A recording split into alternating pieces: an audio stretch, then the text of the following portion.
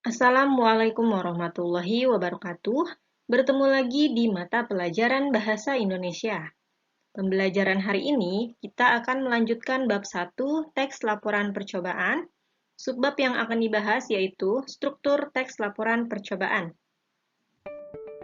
Yuk kita awali pembelajaran hari ini dengan membaca basmalah.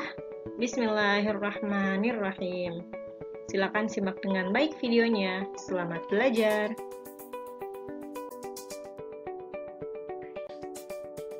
Struktur teks laporan percobaan terbagi menjadi 5. Yang pertama ada pendahuluan, yang kedua ada landasan teori, yang ketiga metode penelitian, yang keempat hasil percobaan, dan yang kelima simpulan.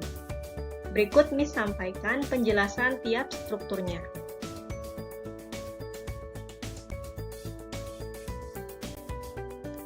Struktur yang pertama yaitu pendahuluan.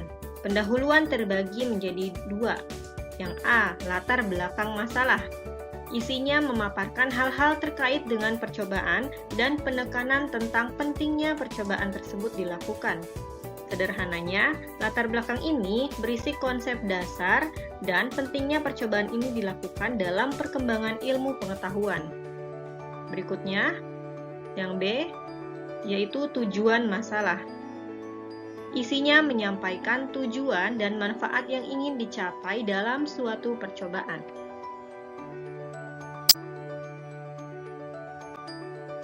Struktur yang kedua yaitu landasan teori.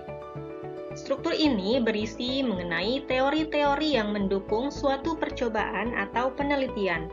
Misal, jika ada judul percobaan yaitu menguji kandungan pada makanan, maka teori yang ada pada laporannya yaitu teori mengenai kandungan-kandungan yang ada pada makanan.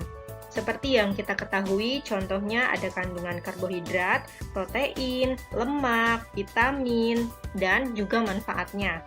Selain itu, bisa juga ditambahkan mengenai teori yang menyampaikan bagaimana sih ciri-ciri yang bisa membuat kita mengetahui makanan tersebut memiliki kandungan tertentu. Misal, jika ada makanannya yaitu nasi, diberikan cairan sesuatu, maka akan berubah warna menjadi apa? Nah, itu yang nasi tersebut misalnya mengandung karbohidrat. Nah, itu teori tersebut bisa ditambahkan di dalam landasan teori. Lalu, teori ini dari mana sih sumbernya? Bisa berupa dari buku, sumber internet, majalah, ataupun jurnal.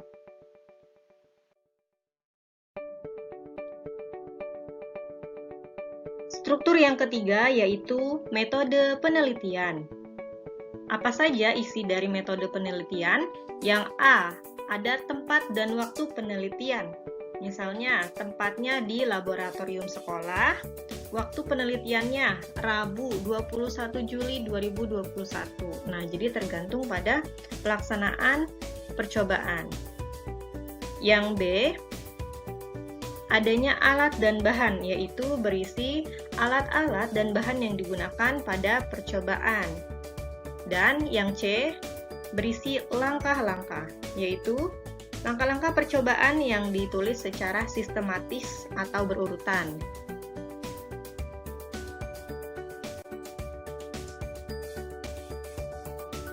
Struktur yang keempat yaitu hasil percobaan. Hasil percobaan ini berisi mengenai data hasil pengamatan atau percobaan yang biasanya berbentuk deskripsi, tabel, dan pembahasan hasil percobaan. Jadi bentuknya bisa deskripsi atau paragraf, bisa juga berbentuk tabel atau diagram, dan bisa juga berupa pembahasan hasil percobaan. Tergantung pada penulis yang ingin melaporkannya dengan bentuk yang bagaimana.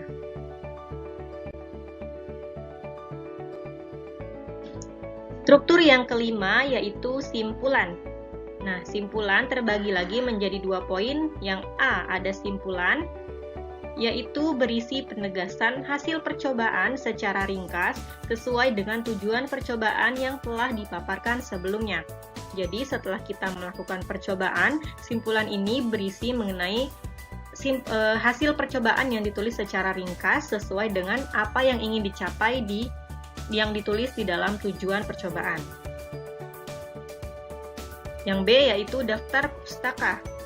Berisi daftar rujukan atau referensi yang digunakan dalam melakukan percobaan. Rujukan dapat berasal dari buku, jurnal, majalah, dan sumber internet. Jadi, ketika kita tadi menyampaikan teori-teori yang mendukung dalam suatu percobaan, teori tersebut bisa berasal dari buku, jurnal, majalah, dan sumber internet. Nah, maka referensi tersebut didaftarkan atau ditulis di dalam daftar pustaka ini. Nah, lalu bagaimana sih penulisan daftar pustaka ini? Nah, insya Allah akan disampaikan di materi kebahasaan pada pertemuan selanjutnya.